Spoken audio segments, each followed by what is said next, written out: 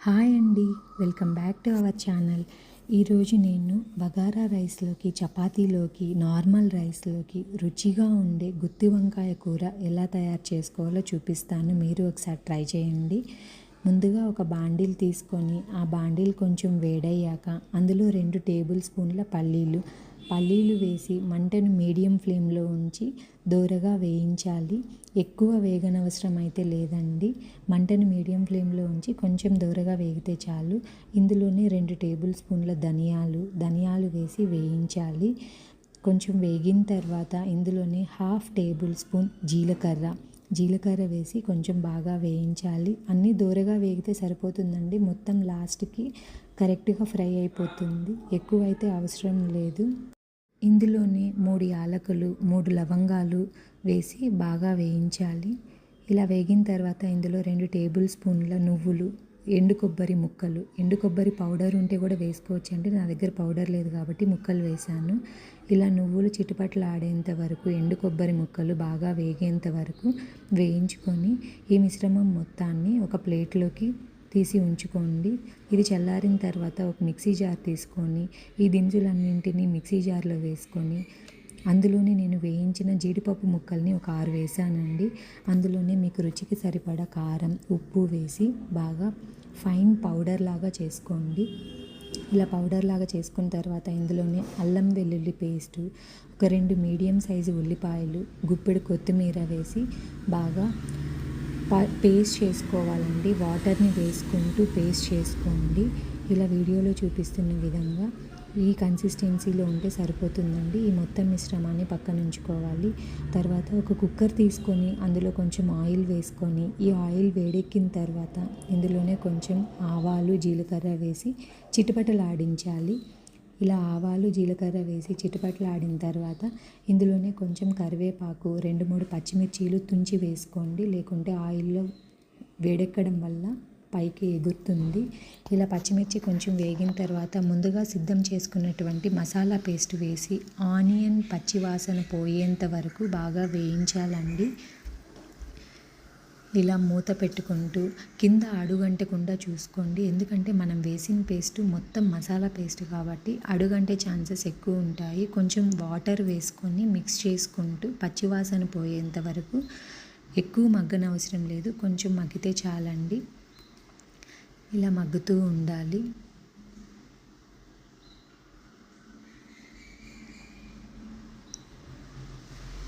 ఒక medium size నిమ్మకాయ size అంతా చింతపండు తీసుకొని నానబెట్టుకొని ఈ చింతపండు గుజ్జు సపరేట్గా తీసుకొని వాటర్ పక్కన పెట్టుకోండి. ఇలా మొత్తం పేస్ట్ ఉడికిన తర్వాత ఈ చింతపండు పేస్టు గుజ్జు సపరేట్ తీసుకున్నాం కదండి, ఈ పేస్ట్ వాటర్ని అందులో వేసేసేయాలి. అందులో వేసి ఈ చింతపండు పచ్చివాసన పోయేంత వరకు కొంచెం బాగా ఉడకాలండి. ఉడికేంత వరకు మంటని మీడియం ఫ్లేమ్లోనే ఉంచుకొని మీకు ఇలా ఉడికించుకోవాలి. ముందుగా మనం వంకాయల్ని పుచ్చులు లేకుండా కడిగి శుభ్రం చేసుకొని పుచ్చులున్న వంకాయలు తీసేసేయాలండి. అవైతే పనికిరావు. 4 వైపులా కట్ చేసుకొని ఆయిల్లో ఫ్రై చేసి పక్కన పెట్టుకోవాలండి. ఒక 50% వరకు మగ్గితే చాలు. ఎక్కువ మగ్గాల్సిన అవసరం అయితే లేదు. ఎందుకంటే మనం కుక్కర్లో ప్రెషర్ పెడతాం కాబట్టి ఆ ప్రెషర్కి ఎక్కువ ఉడికిపోతుంది. 50% వరకు మగ్గిన తర్వాత సపరేట్ చేసుకోవాలి. ఆ వంకాయలు మొత్తాన్ని ఇందులో వీడియోలో చూపిస్తున్న విధంగా వేసేసేయాలి. వంకాయలు ఎక్కువ మగ్గడం వల్ల వంకాయలు చెదిరిపోతాయండి కూరలో ఉడికిన తర్వాత. కాబట్టి 50% మగ్గితే సరిపోతుంది.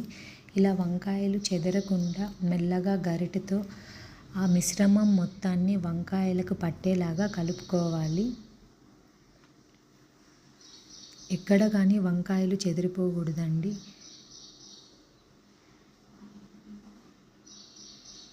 ఇలా వంకాయలు మొత్తం మిశ్రమం పట్టేలాగా చూసుకున్న తర్వాత మీ కన్సిస్టెన్సీకి మీరు ఎంత థిక్నెస్ కావాలనుకుంటున్నారో అంత థిక్నెస్కి సరిపడా వాటర్ వేసుకోండి. ఎందుకంటే మనం కాజు, పల్లీలు ఇంకా నువ్వులు వేసాం కాబట్టి కూర ఉడికిన తర్వాత కూడా చిక్కబడుతుంది. మీ కన్సిస్టెన్సీకి కావాల్సినంత వాటర్ వేసుకొని ఇలా ఎక్కువ కలపకుండా గిన్నె మొత్తాన్ని తీసుకొని ఇలా మిక్స్ చేసుకుంటూ ఇలా మొత్తం బాగా మిక్స్ అయ్యేంత వరకు కలుపుకోవాలి. కలుపుకున్న తర్వాత ఈ స్టేజ్లోనే మీరు ఉప్పు కారం పులుపు చూసుకోండి, సరిపోకపోతే వేసుకోండి. నేను వేసిందైతే మొత్తం సరిపోయిందండి. ఇలా చూసుకున్న తర్వాత కొంచెం వంకాయలకి ఆ మిశ్రమం పట్టిన తర్వాత కుక్కర్ మూత పెట్టుకోవాలండి. చూపిస్తున్నాను కదా, ఇలా కుక్కర్ మూత పెట్టుకున్న తర్వాత మీడియం ఫ్లేమ్లో ఒక విజిల్ వస్తే సరిపోతుందండి. ఎక్కువ విజిల్స్ అయితే అవసరం లేదు, వంకాయ చెదిరిపోతుంది. ఒక విజిల్ వచ్చిన తర్వాత మీకు చూపిస్తున్నాను. ఇలా సర్వింగ్ బౌల్లో సర్వ్ చేసుకోండి. ఇది రైస్లోకి, చపాతీలోకి, బగారా రైస్లోకి చాలా బాగుంటుందండి. మీరు ఒకసారి ట్రై చేయండి తప్పకుండా. ట్రై చేసి ఎలా వచ్చిందో కమెంట్ చేయండి. నేనైతే ఈరోజు మా ఇంట్లో బగారా రైస్ చేశాను. బగారా రైస్లోకి ఈ కర్రీ తిన్నామండి. చాలా బాగుంది, చాలా టేస్టీగా ఉంది. మీరు ట్రై చేయండి. ట్రై చేసి ఎలా వచ్చిందో కమెంట్ చేయండి. Thank you.